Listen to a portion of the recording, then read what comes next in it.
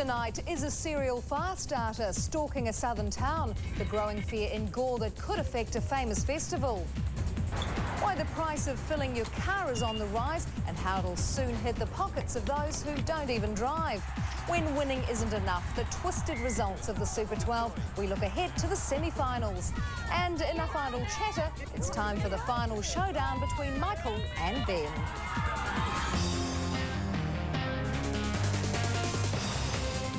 Good evening. A town that should be looking forward to a famous festival instead has many of its residents living in fear tonight of where an arsonist may strike next. Early this morning, flames destroyed several buildings in the heart of Gore. One of them was the Country Music Club Rooms, home to the town's annual country music celebration, and another a house with an elderly woman inside.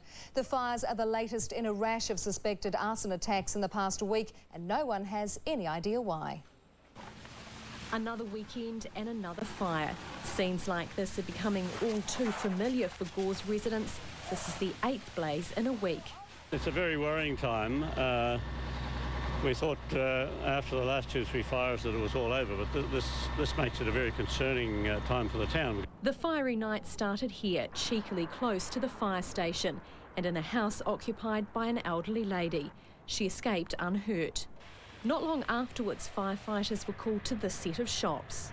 That fire started between 2:15 and 2:30 when the fire service were fully involved in the house fire in Mary Street, and that building is completely destroyed. And with it, some of Gore's best-known history. The Gore Country Music Clubs attracted thousands of visitors to the town every year for the Golden Guitar Awards.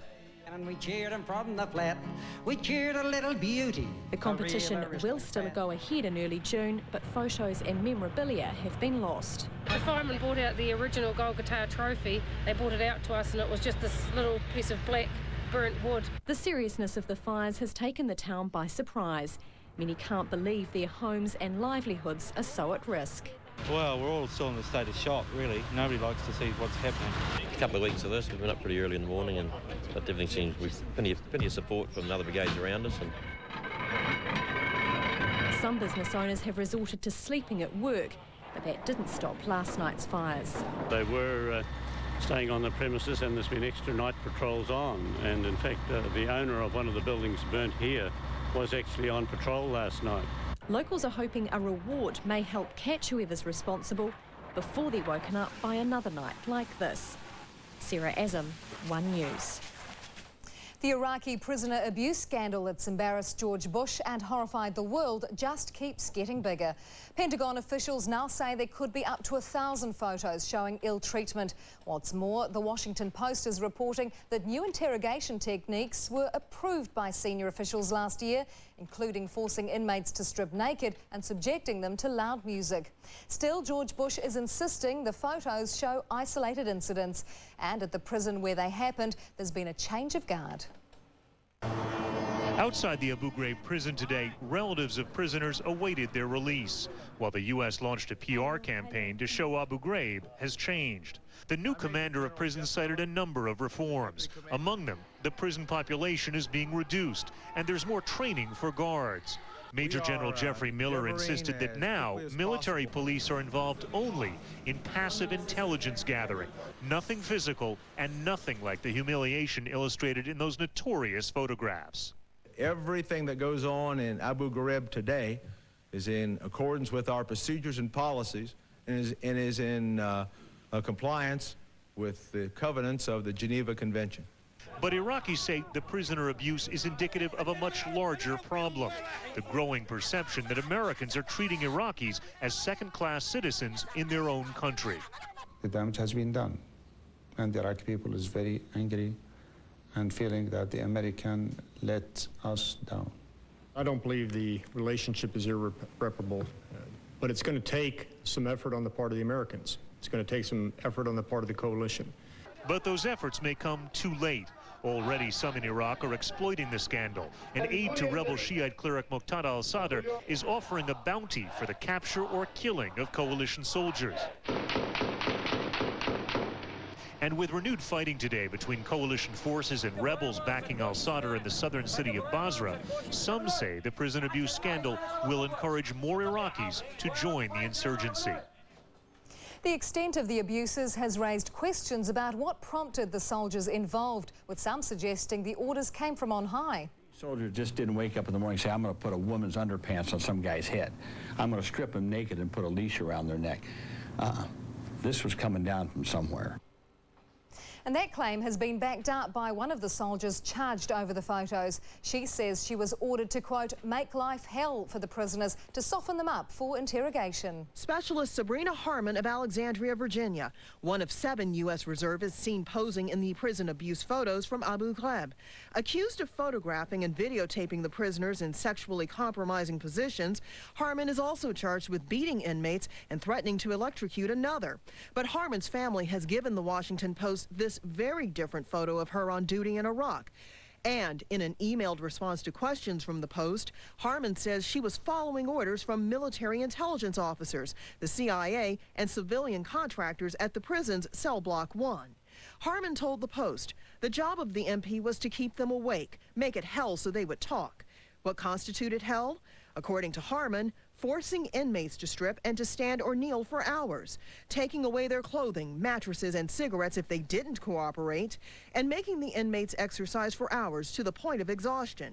Harmon said she had little training for the job and was never told about following the Geneva Conventions. The first time Harmon said she read them, 2 months after being charged. I read the entire thing, highlighting everything the prison is in violation of. There's a lot. One veteran military defense lawyer says while the military has to prove its case beyond a reasonable doubt, the reservists won't be able to hide behind the argument they were obeying orders. Everybody's presumed to know the law, and therefore you can't really say, well, I wasn't trained properly and so on.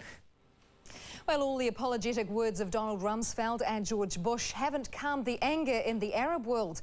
The prisoner abuse photos are dominating newspapers everywhere, and they're likely to be a hot topic at a meeting of Arab foreign ministers. They've just begun arriving in the Egyptian capital to set out the agenda for the Arab League summit in a fortnight. Already, American ally Kuwait has delivered a stinging condemnation. Its foreign minister saying the abuse conjured up the brutality of Saddam Hussein's regime. Well, the whole situation in the Middle East is having an effect on oil prices. The cost of a barrel is now at a 13-year high, and filling up your petrol tank in New Zealand keeps going up. Experts say that trend's likely to continue and start to have an effect on other areas of our economy. Joy Hutchinson puts in up to 14 hours a day driving her cab around the capital. But now she's paying $10 more to fill up than she was in February. It means more time on the road. The taxi industry is challenging enough hours-wise with the amount of competition out there now. Increased costs as far as fuel is concerned just makes it that more challenging. Fears oil wells in the Middle East may become terrorist targets were behind the price of crude oil jumping to $40 US a barrel this week. The barrel price has been rising for a year, but only now has it begun to hit local motorists in the pocket. New Zealand consumer is no longer protected by a rising exchange rate from the underlying continuing rise in price of oil. A lady in there just now paying for her petrol and then went, is that really how much it is? The bottom lines of truck companies have also taken a battering recently. Diesel up over 20% in 3 months. How long have you been in trucking? Oh, all my life. Have you ever seen prices this high? No. Trucking industry advocates say these increases will hit consumers not just at the pump, but also at the supermarket. The cost of everything you get in the grocery shop, downtown when you're shopping, doesn't matter where you go, the cost of those will rise because of their transport component. And experts believe it's likely to get worse, saying we're still to fully feel the hike in the price of crude flow on to the price at the pump. Alia Cram, One News. A freak accident south of Auckland has left 7 people in hospital, including a pregnant woman. A truck toppled over and skidded down a road after a collision involving 3 cars. The trail of destruction which closed the main road into Pukekohe for 6 hours. The serious crash team's investigating, but an eyewitness says it appears 1 car lost control. The Honda Accord didn't take the corner, he wasn't speeding, just went straight through, clipped the truck. He flipped the truck, flipped the car side on. We were able to swerve and brake. A close call for Dion Coleman and his wife, who's 6 months pregnant.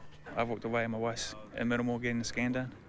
And a dramatic day for local kids, shocked at seeing a truck slide down their street on its side. Oh, it was like that for a little while, and then it started scraping along the ground, and then it hit that blue car over there. The fellow was bleeding a little bit too hard, so they got the those clippers of death, whatever, to get him. One of those involved in the crash has serious injuries, while others escaped with moderate to minor ones. Donna Marie Lever, One News.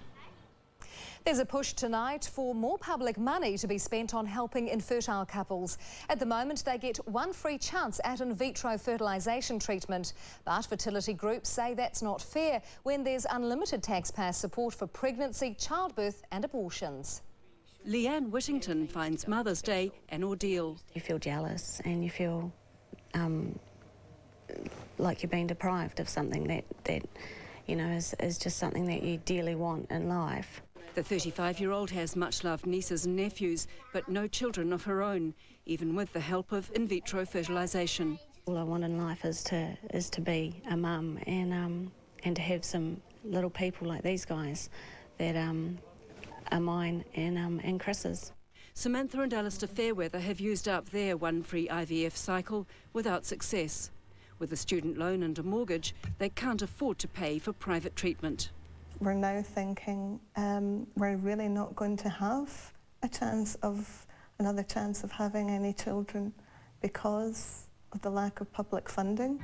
Fertility campaigners say it's unfair that while the state pays for unlimited pregnancies, childbirths and abortions, it will fund only one free IVF cycle for infertile couples. It's a medical disease and we should have assistance to help those people, especially when we know that we can do things about it. The government pays for about 900 women a year to have IVF. About a third will succeed in having a baby. It costs between $6,000 and $10,000 a cycle. It is a significant single-shot expense every time it happens, and so I can see why governments are reluctant. However, I think we're moving towards something which is more acceptable. Health Minister Annette King wouldn't comment today. She's working on a new funding package. There are hundreds of couples like these, hoping it'll give them another chance to have children. Penny Deans, One News. Coming up, moving to the Asian beat, police try a new tactic. The campaign to clean up the eyesores wrecking the northern landscape, and a rebel on the run leaves behind hundreds of his best friends. Later in sport, the Super 12, then there were four. Lost here tonight, but they're in the semi-finals. Berger has got the trap and the Stormers are in the semi-finals. Look at the happiness, and that means the Blues are gone. Also, he's been labelled a chucker. Now he's cricket's leading wicket taker. And when it couldn't get any worse, it has the Warriors and a performance best forgotten. I really do guarantee you he's going to kill again. Two sisters on an extraordinary mission to keep their murdering brother Yeah, you want a good look? behind bars forever. It's been so hard just to get life to mean life. Tariana Turia gets personal. That was the silliest thing I've ever done in my life, to be frank. And we need more cream, and that bit of salmon's not up to scratch either. the Kiwi farm boy making it big with British bad boy Gordon Ramsay. Don't do that. It's Rottweiler. Sunday, 7:30 tonight on One.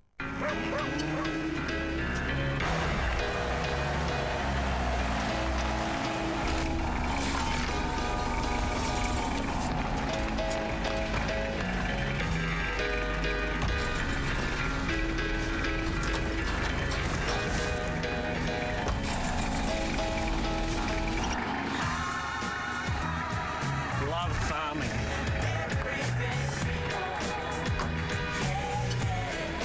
I want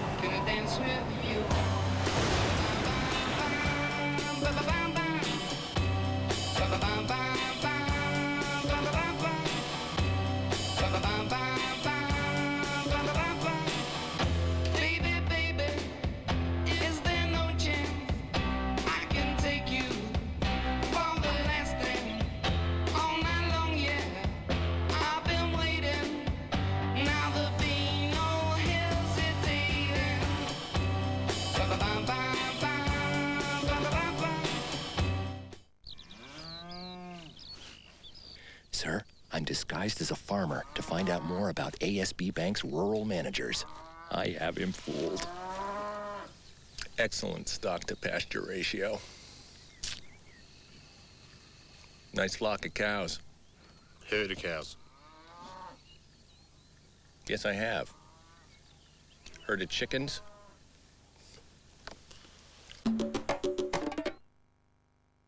George Henry is kicking up a storm of saving. It's our 81st Great Tool Bonanza and the specials are electrifying. Save $50 on the Dremel 15-piece motor tool kit and Flexi Sharp. We're saving a massive $140 off this Powerbuilt socket set. 4-litre CRC, only $27.95. And what about this P&N drill set? 1 to 13mm, only $79.95. That's a storm of savings. George Henry and Company Limited. The new 2004 Toyota Camry 2.4. From $29,995, drive away.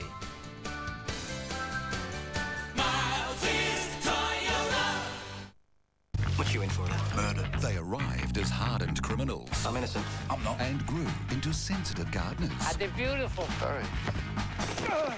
Pull over a pansy of violence. A story of redemption that tickles the funny bone and touches the soul. Do you honestly think we stand a chance in hell of winning anything? That all depends on your definition of winning. Academy Award nominee Helen Mirren. What do you think of a garden made by murderers? I really rather like it. And Clive Owen. And a prisoner is all I thought I'd ever be.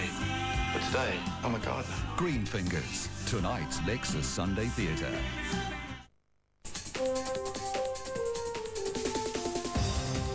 An incident at Auckland Airport is set to further strain relations between New Zealand and Israel. 2 Israeli newspapers are reporting that an Israeli official travelling on a diplomatic passport was detained for several hours and searched after arriving last Monday. Jewish agency treasurer Shai Hermesh said New Zealand border officers told him Israel was a nation of spies and drug dealers. He claims they said the search was because 2 Israelis were in court for allegedly attempting to gain a false New Zealand passport. The pair are suspected of being linked to the Israeli spy agency Mossad. Tonight, New Zealand customs officials said they had not received any complaint. Well, they've been an eyesore in the north for years, old cars rusting in paddocks and around houses. But now the Far North Council is aiming to do something about it, and it won't cost owners of the ageing derelicts a single cent. They lie around behind Jamie Rihara's house, some of them cannibalised for parts, some full of rotting garbage. Far North Mayor Yvonne Sharp's delighted her council's collecting them for scrap. And there are about 22 cars, is that right? Yeah, 22 cars. They go as far as into that bush there. The mayor estimates there are hundreds, if not thousands, of these dead cars lying around the far north, and most are Japanese imports. Part of it, of course, is socio-economic. People can't afford to maintain cars. Imported cars are really, really cheap to buy, so they'll buy a car, use it until it's no longer a going concern, dump it, and then buy another car. A lot of these cars, when they come in, they come in need of an oil change, they come in need of new tyres. So what we're really doing is importing another country's waste problem. The council's now offering to collect the vehicles free of charge, but they have to be accessible from the road, empty of oil and fuel, and with the tyres removed. Owners can also take them to the tip themselves and qualify for a $20 petrol voucher. So why has Jamie's place become the neighbourhood dump? Different cars here. Our family's been brought up in them and really enjoyed being in them, and a lot of family history behind them and fun. Now he can clear up his property and make a promise. I promised the mayor that I'm not going to dump any more cars here. John Stewart, One News. A campaign against corruption and excess has forced one of Georgia's most powerful regional leaders into exile. Aslan Abashidze has fled to Russia after more than a decade.